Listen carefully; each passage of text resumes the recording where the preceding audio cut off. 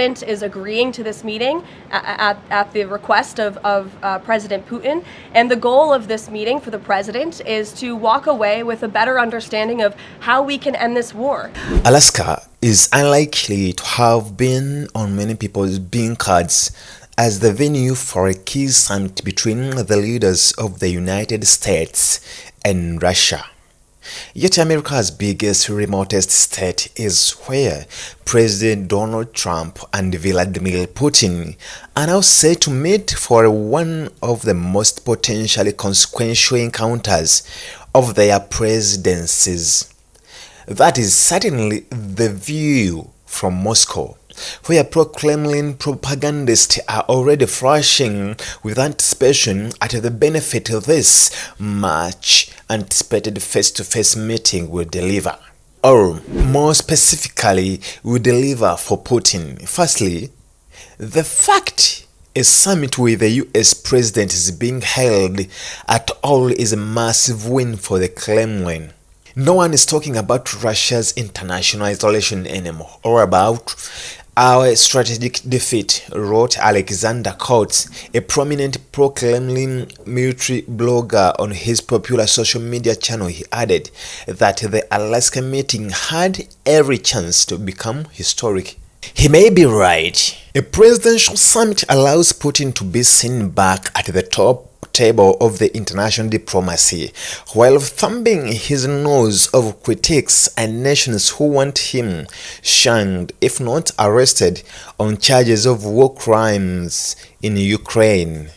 And a summit in the US state of Alaska, of all places, is red meat to restaurant Russian nationalists who still blast about the territory being rightfully theirs. Just across the Bering Strait from the Chukotsk region in the Russian Far East, Alaska was once a remote possession of the Russian Empire before being sold to the United States in the 1867 for what was even then a paltry sum of US $7.2 million, about 2 cents an acre. The idea that Moscow got a raw deal still lingers and visits to Alaska. As one prominent Russian state TV host dubbed it, bolstered Putin's nationalist credentials. And Trump agreed to something that Zelensky can't agree to. And if Zelensky can't agree to it, the Europeans will not agree to it. The Europeans should also be part of this. Now, video clips of Donald Trump speaking at a White House news conference ahead of the summit saying he was going to Russia to meet Putin have also been trending on Russia's social media, with captions saying the US president had finally admitted it is ours. He wasn't a part of it. I would say he could go, but he's gone to a lot of meetings. You know, he's been there for 3.5 years, nothing happened.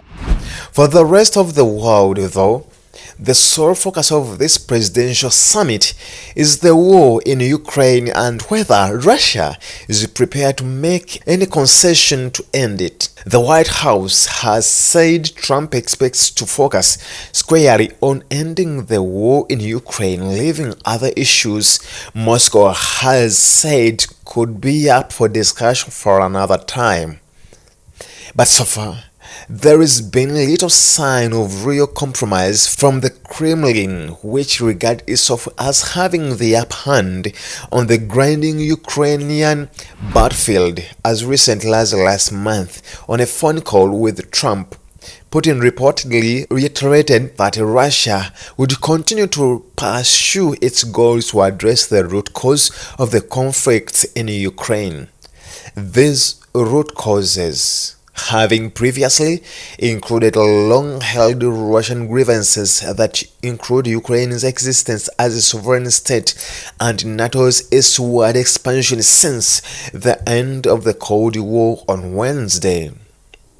A Russia Foreign Ministry spokesman said the country's position on Ukraine was unchanged, state media reported. More likely, Putin is up for something else. Now, details have emerged of a Russian peace offer reportedly made to U.S. President Envoy Steve Witkoff before the Alaska summit was hastily arranged. In the essence, the proposal involved Kyiv surrendering territory in the Donbas region of eastern Ukraine in exchange for a ceasefire, an idea Ukraine leadership has firmly rolled out. He said, "I'm not going to surrender my country because I have no right to do so," said Zelensky ahead of the summit, which he was not invited to. "If we leave Donbas today, our fortification, our terrain, the height we control, we will clearly open a bridgehead for the preparation of a Russia offensive." But Trump, who is expected to discuss the idea with Putin in Alaska, appears to like the sound of a land for peace deal, even one so unpalatable to Ukraine and its European partners. Zelensky, but I disagree with what he's done. Very, very severely disagree. This is a war that should have never happened. The clear difference of opinion represents an opportunity for Putin to portray the Ukrainians and the Europeans, not Russia, as the real obstacle to peace, potential undermining Trump's already shaky support for the Ukraine war's efforts. Trump has lost patience with Zelensky before. The Kremlin will have noted and may do so again if he were to cut off the remaining U.S. military aid and intelligence sharing with Kyiv.